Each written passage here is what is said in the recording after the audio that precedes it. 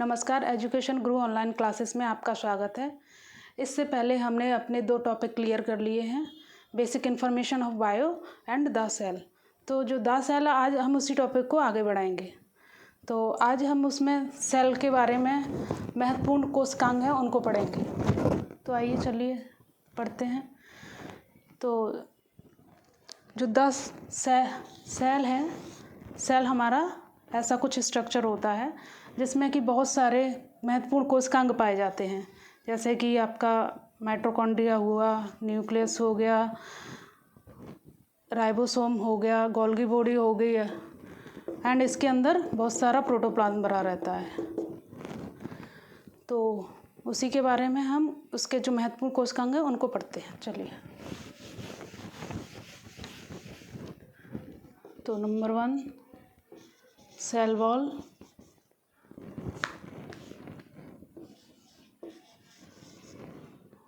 Number 2 cell membrane,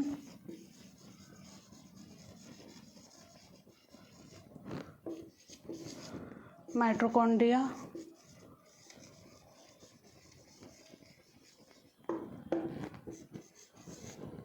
protoplasm,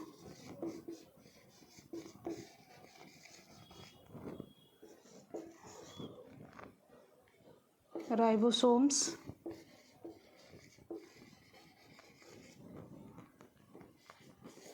peroxisomes,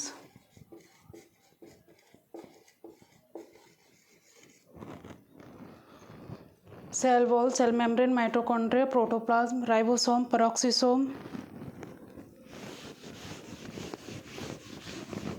next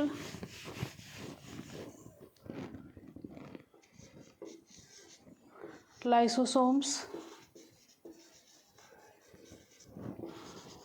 nucleus, etc। सबसे पहले हम स्टार्ट करेंगे द सेल से, सेल वॉल से।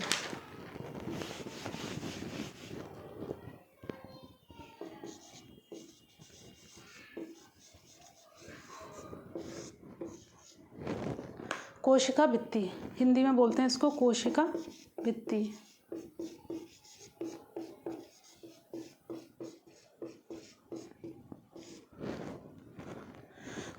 सेल वॉल जो है ये पादप कोशिका का एक विशिष्ट लक्षण है। जंतु कोशिका में ये नहीं पाया जाता है।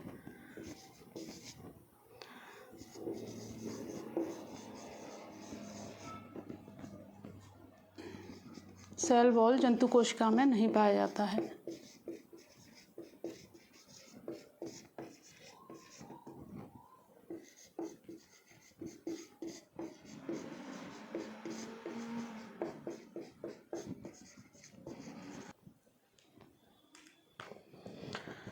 सेल वॉल जंतु कोशिका में नहीं पाया जाता है और ये पादप कोशिका का विशिष्ट लक्षण है। सेल वॉल पादप कोशिका का विशिष्ट लक्षण है।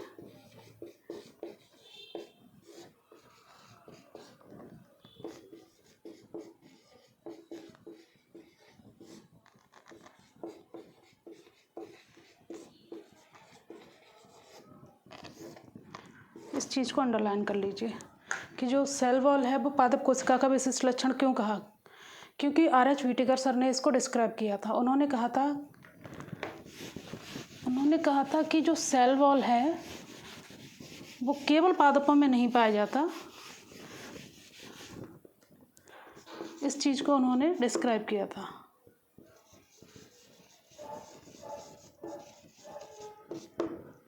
R.H. व्हिटेकर सर ने 5 किंगडम बनाए थे। इनको 5 किंगडम में डिवाइड किया था।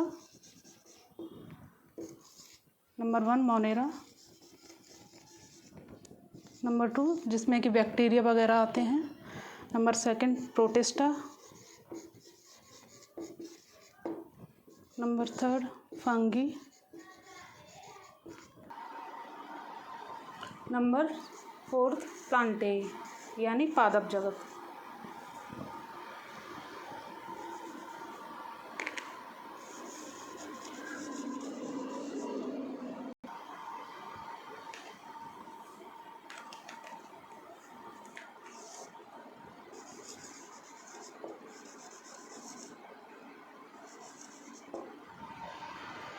तो R.H. विटेकर सर ने कहा था, R.H. विटेकर सर ने इस जगत को 5 किंगडम में बांटा: Monera, protista, fungi, Plantae and animalia.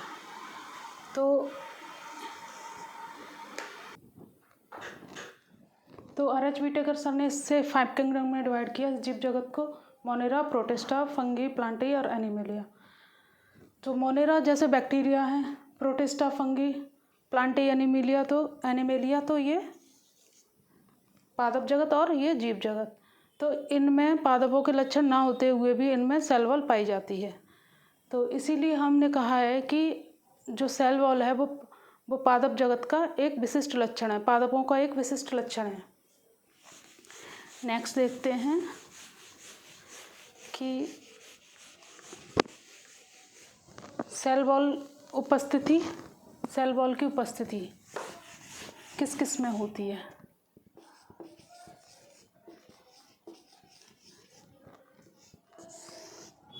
तो जो सेल वॉल होता है वो प्लांट सेल में होता है,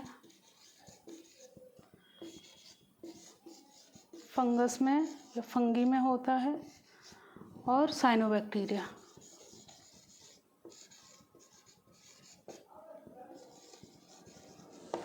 या मोनेरा। तो जो प्लांट सेल होती हैं उनमें ये सेल वॉल बनी होती है,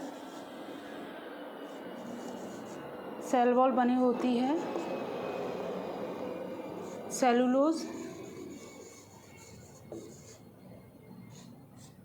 55 से 60%, 55 से 60% इसमें सेलुलोज की बनी होती है cell wall. Number second lignin, wax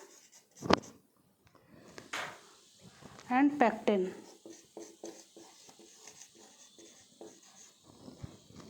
जो प्लांट्स की सेल वॉल होती है वो सेलुलोज की होती है, सेलुलोज, लिग्निन, पैक्टिन और वैक्स की बनी हुई होती है। इसमें 55 से 60% तक सेलुलोज पाया जाता है प्लांट्स की सेल वॉल में।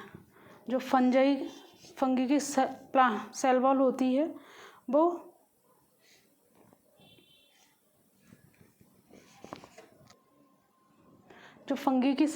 वो काइटिन की बनी होती है।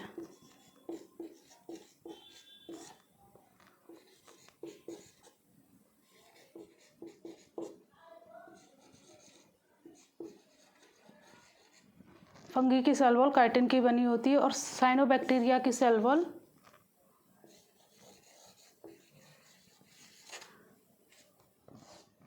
पेप्टिडोग्लाइकोन की बनी होती है। पेप्टिडोग्लाइकोन।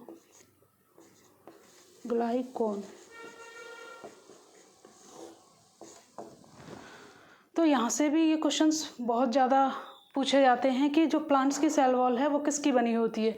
तो आपको यहाँ ऑप्शन दे देगा जैसे सेलुलोज, लिग्निन, पैक्टिन और वैक्स। तो हमें मोस्टली इनमें से ही कोई ऑप्शन मिल जाएगा।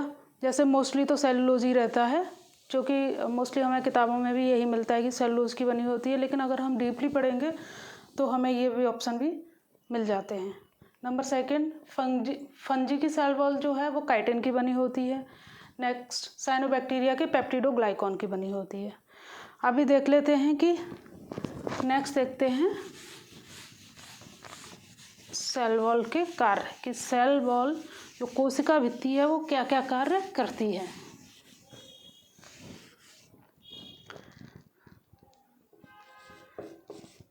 कोशिका भित्ति के कार्य।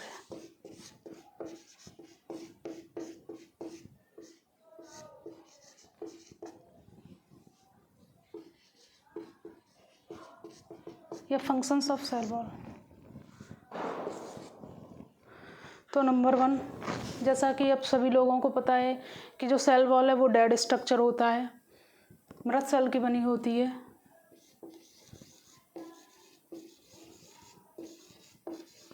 सेल वॉल एक डेड स्ट्रक्चर है।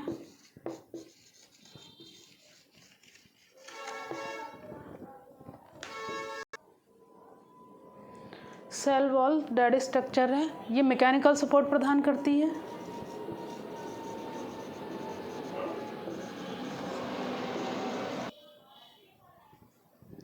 मैकेनिकल सपोर्ट प्रदान करती है।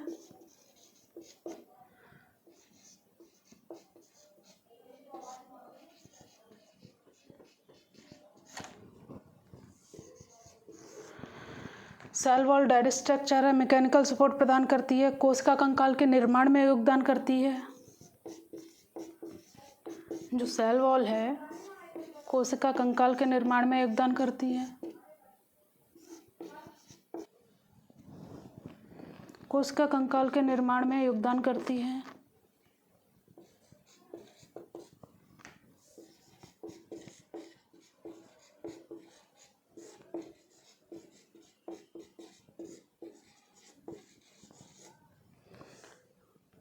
नंबर 4, ये पदार्थों के आवागमन में कोई बाधा उत्पन्न नहीं करती।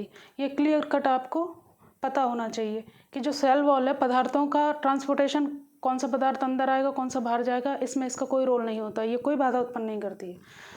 तो सेल वॉल कोशिका के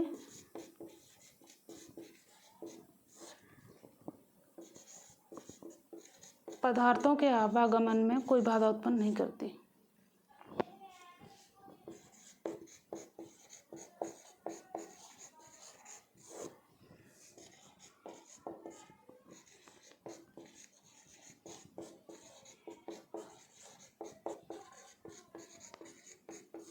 कोई बाधा उत्पन्न नहीं करती है।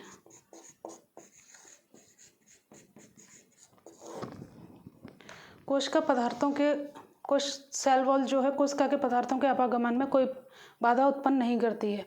और ये जो बाधा उत्पन्न करना, कौन अंदर आएगा कौन बाहर जाएगा, ये सारा काम होता है सेल मेम्ब्रेन का।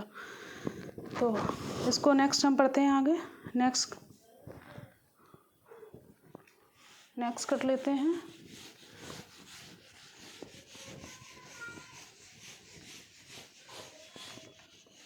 अच्छा, यही एक चीज़ थोड़ा सा ना हम सेल्यूलोज के बारे में भी पढ़ लेते हैं कि सेल्यूलोज, थोड़ा सा एक आइडिया ले लेते हैं सेल्यूलोज के बारे में।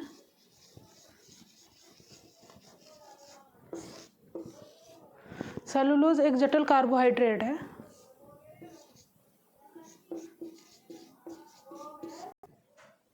सेल्यूलोज जटिल कार्बोहाइड्रेट है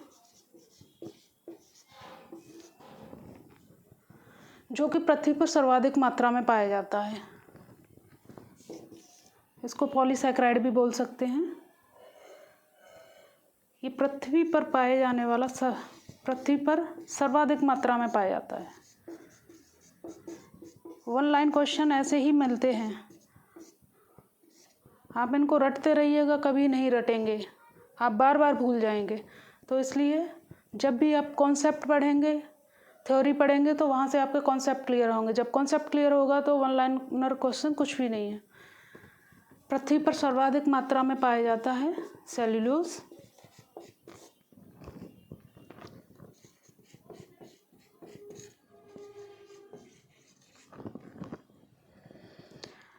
और ये एक प्राकृतिक कार्बनिक यौगिक है।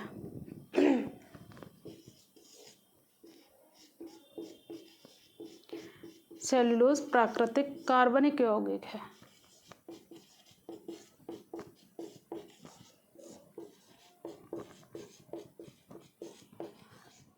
इसको ऐसे भी कह सकते हैं कि पृथ्वी पर सर्वाधिक मात्रा में पाए जाने वाला प्राकृतिक कार्बनिक यौगिक है।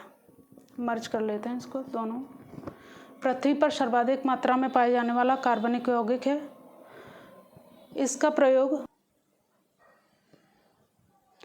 प्रयोग इंडस्ट्रियल स्तर पर भी होता है। इसको सेल्यूलोज का मानव शरीर में पाचन नहीं होता है।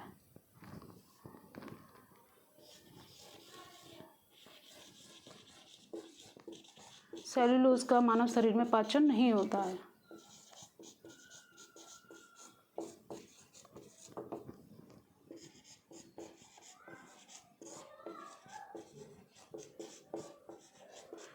अब इसका क्या मतलब है कि सेल्यूलोज का मानव शरीर में पाचन नहीं होता है? तो इसका सीधा सा मतलब ये है कि जो हमें बोला जाता है कि जंक फूड मत खाइए, मैदा से बनी चीज़ें मत खाइए, तो इसका एक रीज़न है कि जो सेलुलोज होता है, इन जो सेलुलोज होता है वो सीधे हमारी बड़ी आंत में जाता है, और बड़ी आंत में होता है एक इकोलाई नामक बैक्टीरिया।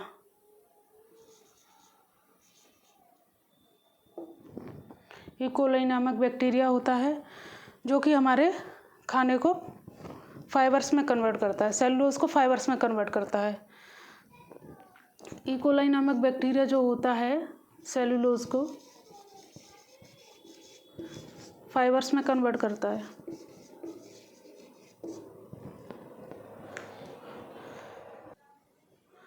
तो जो फाइबर्स होते हैं ये हमारी आहार नाल को स्वस्थ रखता है और मल त्याग को सुगम बनाता है, इसीलिए हमें मैदे युक्त भोजन करने से मना किया जाता है। तो हम ये भी कह सकते हैं कि हमें ज़्यादा से ज़्यादा फ्रूट्स खाने चाहिए, हरी सब्जियां खानी चाहिए, जिससे कि हमें फाइबर्स मिल सकें। नेक्स्ट चलते हैं कि इसका सेलुलोज का हम कहाँ कहाँ यूज़ कर सकते हैं। सेलुलोज का इंडस्ट्रियल लेवल पर क्या यूज़ होता है। नंबर 1, रेयन फाइबर्स के संश्लेषण में।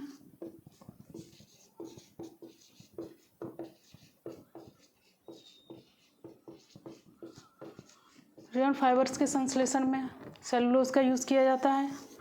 नंबर 2, छितर रोधी कांच बनाने में इसका यूज़ किया जाता है। शटर प्रूफ कांच बनाने में, यानी छितर रोधी कांच बनाने में, कुछ कांच ऐसे होते हैं जो टुकड़ों में टूटे जाते हैं, लेकिन ये शटर प्रूफ कांच बनाने में यूज़ किया जाता है सेलुलोज का प्रयोग। नंबर 3, बायो अल्कोहल बनाने में यूज़ किया जाता है। नंबर 4, फूड प्रोसेसिंग या खाद्य प्रसंस्करण उद्योग में इसका यूज़ किया जाता है।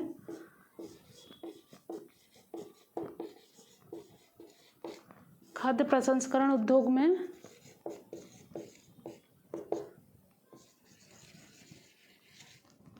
सेलुलोज का यूज़ किया जाता है। और ये खाद्य प्रसंस्करण उद्योग में क्या यूज़ है इसका, जैसे शरबत वगैरह जो होते हैं उनको गाढ़ा करने में इसका यूज़ किया जाता है, यानी शरबत को गाढ़ा बनाने में।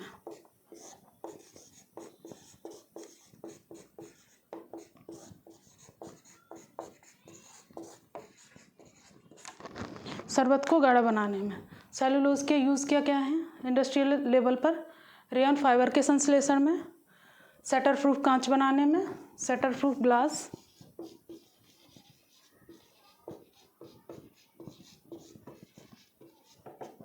बनाने में, बायो अल्कोहल बनाने में।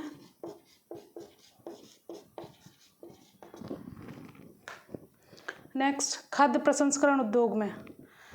खाद्य प्रसंस्करण उद्योग में शरबत को गाढ़ा बनाने में इसका यूज़ किया जाता है। ये हो गया हमारा सेलुलोज। अब नेक्स्ट ऑर्गेनल है, उस पे चलते हैं। रफ कर देती हूँ मैं इसको। अब हमारा जो सेकंड ऑर्गेनल रहेगा वो है सेल मेम्ब्रेन।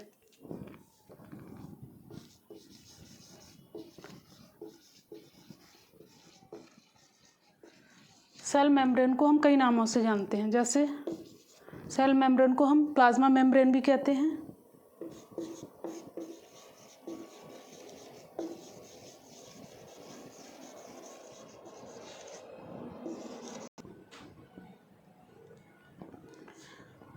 इसको यूनिट मेम्ब्रेन भी कहते हैं।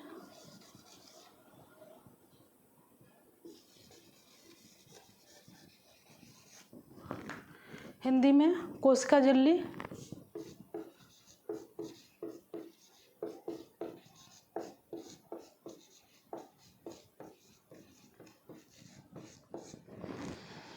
प्लाज्मा मेम्ब्रेन कोशिका कला।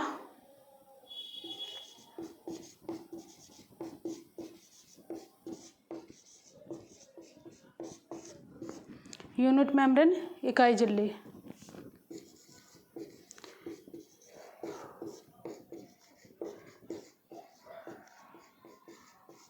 उसमें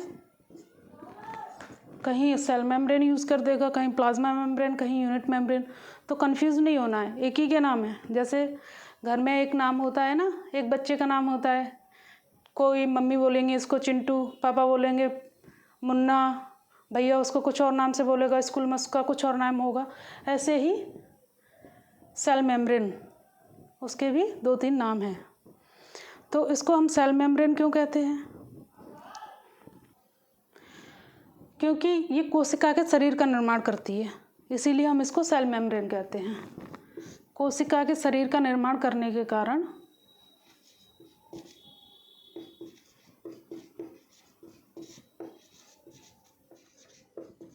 कोशिका के शरीर का निर्माण सेल मेम्ब्रेन इसलिए कहते हैं क्योंकि ये कोशिका के शरीर का निर्माण करती है, इसलिए हम इसको सेल मेम्ब्रेन कहते हैं। अब इसको प्लाज्मा मेम्ब्रेन क्यों कहते हैं? प्लाज्मा मेम्ब्रेन इसलिए कहते हैं क्योंकि ये साइटोप्लाज्म को बाह्य वातावरण से सुरक्षित रखती है। साइटोप्लाज्म को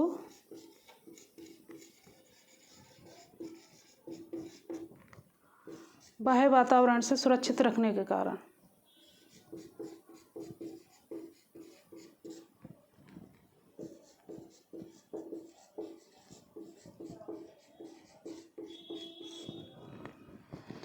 साइटोप्लाज्म को बाह्य वातावरण से सुरक्षित रखने के कारण इसे हम प्लाज्मा मेम्ब्रेन कहते हैं। नेक्स्ट यूनिट मेम्ब्रेन, ये ऐसे है। यूनिट मेम्ब्रेन क्यों कहते हैं? क्योंकि ये प्रोटीन व लिपिड की इकाइयों से निर्मित होती है, इसीलिए इसको हम यूनिट मेम्ब्रेन कहते हैं।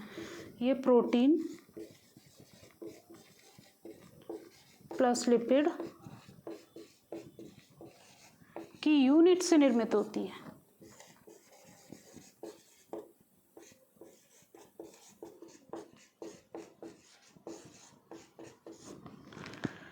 ये प्रोटीन व लिपिड की यूनिट से निर्मित होती है, इसलिए हम इसको यूनिट मेम्ब्रेन कहते हैं। नेक्स्ट चलते हैं आगे। तो ये तो हमने पढ़ा कि सेल मेम्ब्रेन के नाम के बारे में, कि सेल मेम्ब्रेन को इतने सारे नेम क्यों दिए गए हैं। अब हम पढ़ते हैं सेल मेम्ब्रेन के कार्य। तो सेल मेम्ब्रेन के क्या क्या कार्य होते हैं, क्या क्या काम करती है सेल मेम्ब्रेन?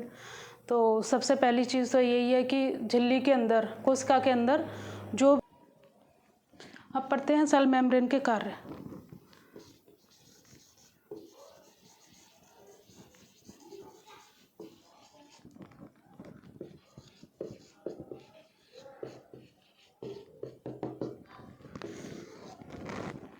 नंबर 1, पदार्थों के आवागमन में, कि सेल के अंदर कौन सा पदार्थ आएगा, कौन सा पदार्थ बाहर जाएगा, ये तो सेल मेम्ब्रेन के कार्य देखते हैं कि नंबर 1, इसमें सेलेक्टिव परमिएबिलिटी का गुण पाया जाता है, यानी चयनात्मक पारगम्यता का गुण पाया जाता है।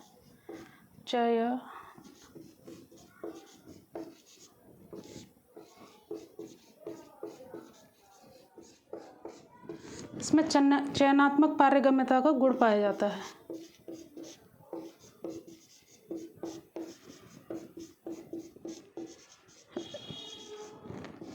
ये चयनात्मक पारगम्यता क्या है? यानी सेलेक्टिव परमिएबिलिटी, यानी सेलेक्टिव चीज़ों को अंदर आने देता है और सेलेक्टिव चीज़ों को ही बाहर जाने देता है। ऐसा नहीं है कि कुछ बेस्ट मटेरियल होगा उसको बाहर जाने देगा, कुछ इंपॉर्टेंट चीज़ें होती हैं, कुछ सेलेक्टिव चीज़ें होती हैं, उनको जो इसके लिए उपयोगी होती हैं उनको अंदर आने देता है, सबके लिए दरवाज़ा ओपन नहीं रखता है। तो इसी को बोलते हैं चयनात्मक पारगम्यता, सेलेक्टिव परमिएबिलिटी। ये क्या करता है, कौन करता है? ये सेल मेम्ब्रेन करता है। नंबर 2, ये ऑस्मोसिस और डिफ्यूज़न का भी कार्य करता है। ऑस्मोसिस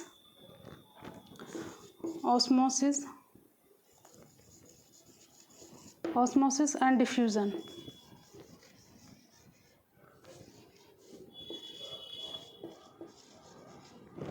ऑस्मोसिस और डिफ्यूज़न।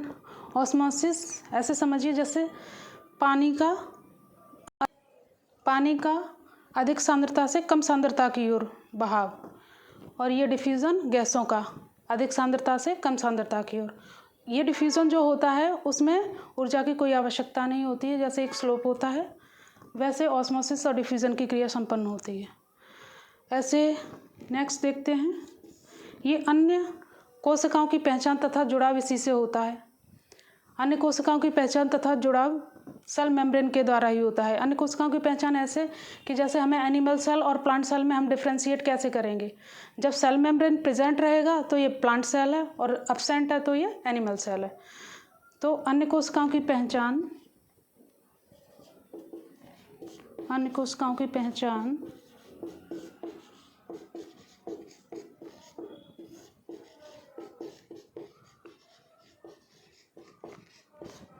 व जुड़ाव सेल वॉल के द्वारा ही होता है। नंबर फोर्थ, एंडोसाइटोसिस और एक्सोसाइटोसिस की क्रिया इसी के द्वारा संपन्न होती है। एंडोसाइटोसिस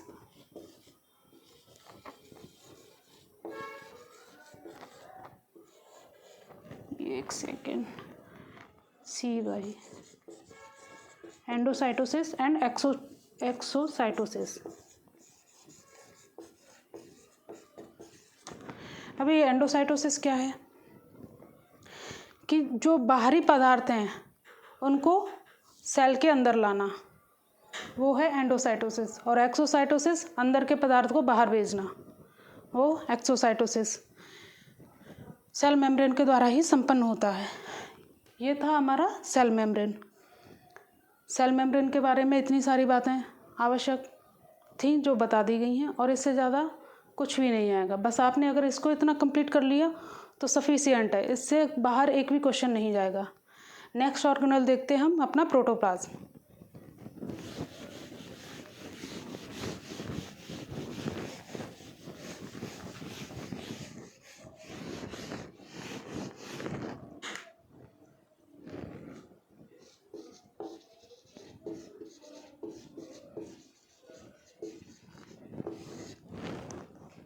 प्रोटोप्लाज्म को हिंदी में जीव द्रव्य भी कहते हैं।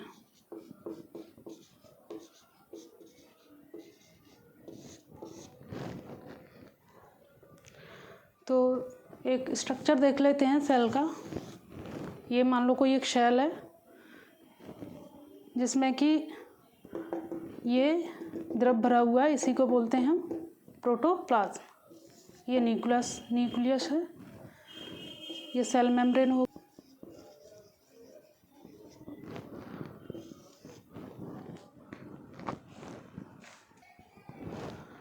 ये राइबोसोम्स और गोल्गी बॉडी, ऐसा कुछ स्ट्रक्चर समझ लीजिए। ये आपका हो गया न्यूक्लियस।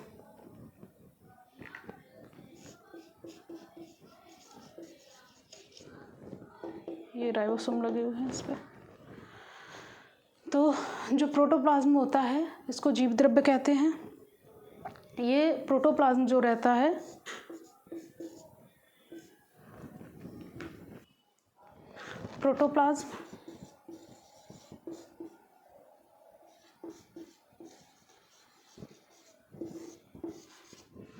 ये जो प्रोटोप्लाज्म है ये एक जेली लाइक स्ट्रक्चर होता है, यानी जेली लाइक स्ट्रक्चर होता है। ये एक सेल है, सेल के अंदर सेल मेम्ब्रेन, न्यूक्लियस, और इसमें जो गाढ़ा पदार्थ होता है वो होता है प्रोटोप्लाज्म, जो कि जेली लाइक स्ट्रक्चर होता है। तो जो प्रोटोप्लाज्म है वो क्या है,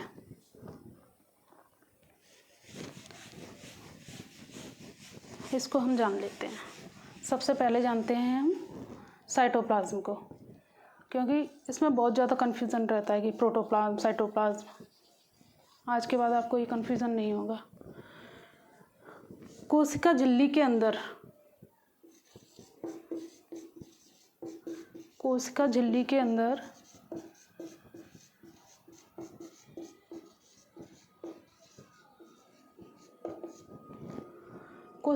के अंदर केंद्रक के अतिरिक्त, यानी केंद्रक को छोड़कर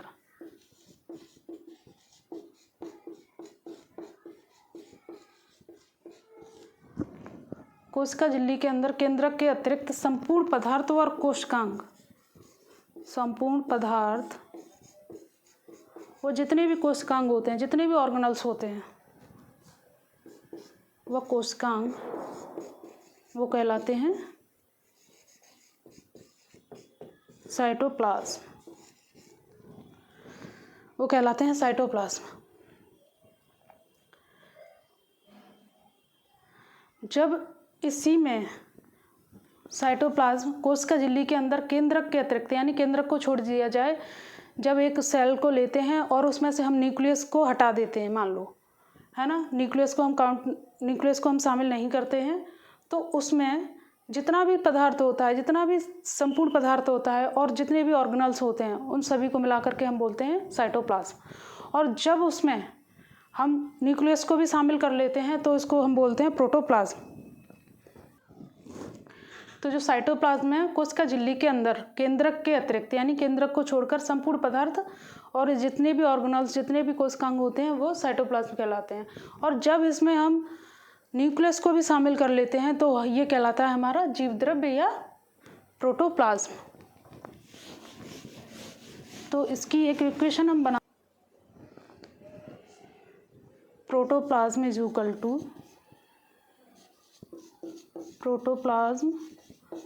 टू साइटोप्लाज्म प्लस न्यूक्लियस।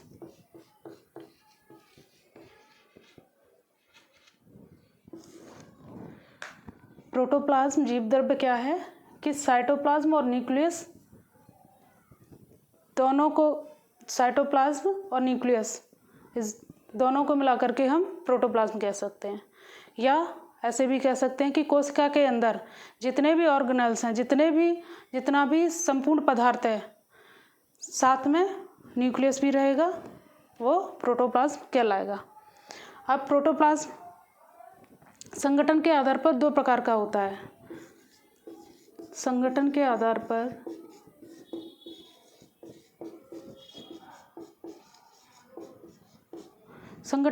पर ये दो प्रकार का होता है, सोमेटोप्लाज्म और जर्मप्लाज्म।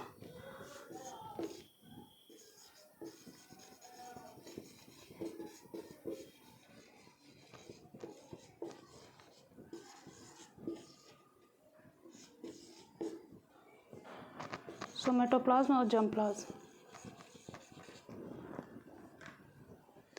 जीव द्रव्य, अब नेक्स्ट देख लेते हैं कि ये जीव द्रव्य की खोज किसने की थी।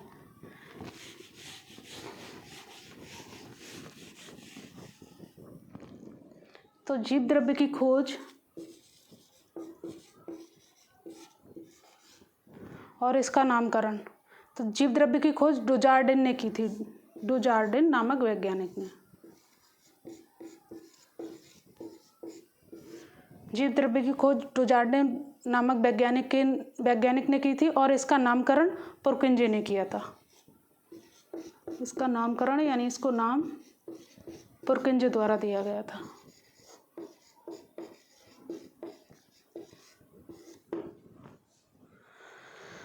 आज जीव द्रव्य के बारे में बहुत सारी चीज़ें हो गई हैं। एक चीज़ और है कि जीव द्रव्य को जीवन का भौतिक आधार थॉमस हक्सले द्वारा कहा गया था।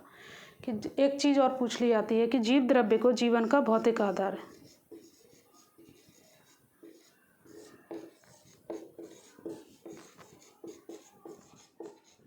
जीवन का भौतिक आधार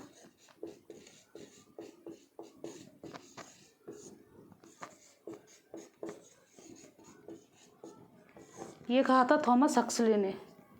यहाँ लिख देती हूँ मैं, थॉमस हक्सले।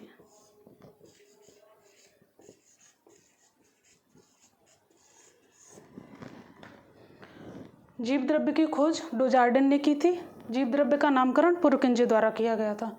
जीव द्रव्य को जीवन का भौतिक आधार, protoplasm is the physical basis of life is called by Thomas Huxley. तो ये था हमारा प्रोटोप्लाज्म के बारे में। आज के लिए इतना ही। इससे नेक्स्ट हम करेंगे नेक्स्ट लेक्चर में। तब तक के लिए धन्यवाद।